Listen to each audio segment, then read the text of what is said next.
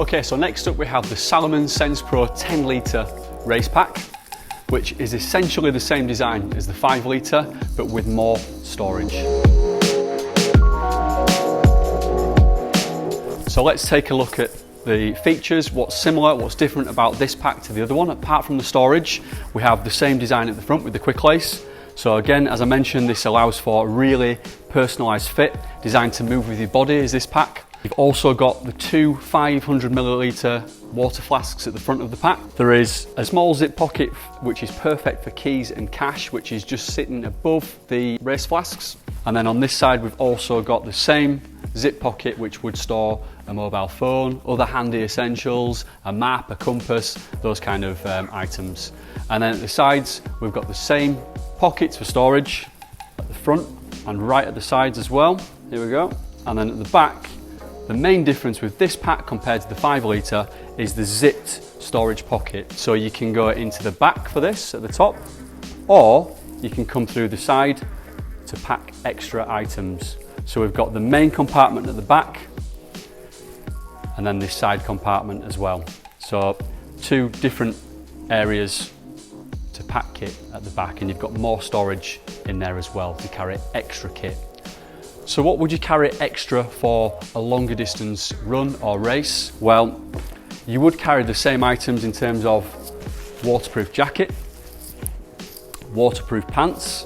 What you might do is go for something a little bit more durable, so it might be slightly heavier, or you could even carry two of these items if you're doing an ultra race. It's completely up to you, it's based on personal preference, but these are essentially items that would be perfect for lightweight, short distance races where weight is the main and most important thing. You don't want to be carrying big jackets or big pants, but for something a bit longer you might want something more durable.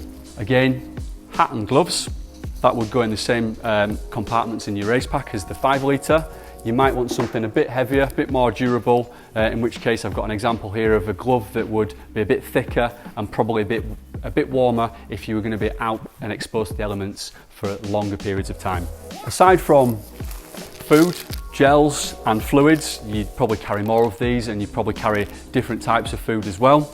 Again, a map and a compass, mobile phone in that handy doggy bag that I mentioned before. And what I tend to do as well, if I'm going for a longer run, I will carry a lot more kit. So apart from what I've mentioned already, I'll always carry a small handy first aid kit with the basic essentials in there.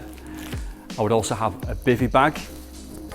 Most of my runs tend to take me off the beaten path, and I'm probably in more exposed areas, so hence the reason for carrying these extra pieces of equipment.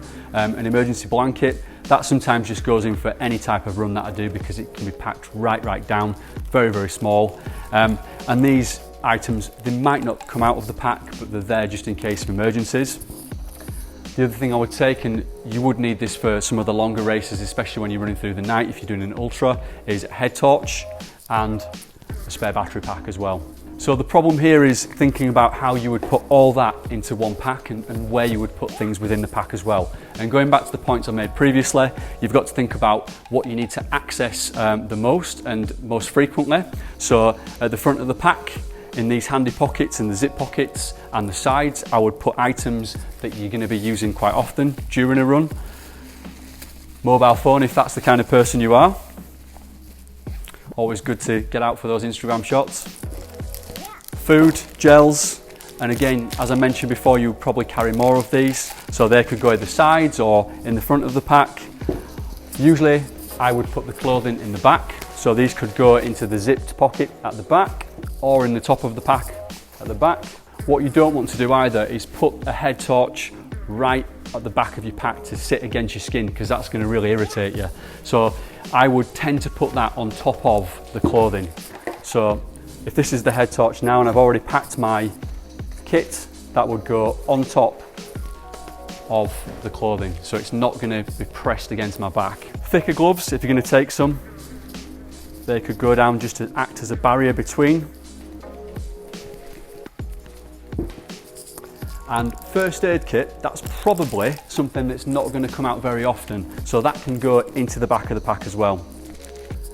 And then finally, hat and gloves. items that you probably use more often than the others. They can go into the side pockets, somewhere where you can access them easily. Map and compass, I'm also going to put in the side as well. Extra battery pack, either the side or the back. Again, you could use a doggy bag to keep that nice and dry if you wanted to, but that is essentially how I would pack a bigger pack like the 10 litre as opposed to the 5 litre. Also, a good point worth making is if you are going to do an ultra race and you need even more storage, it's probably worth going up to a 12 litre, a 14 or even a 16 litre, depending on the length that you're going to be of the race and the duration that you're going to be on your feet for. So that's worth considering. But that is the Salomon Sense Pro 10 litre backpack.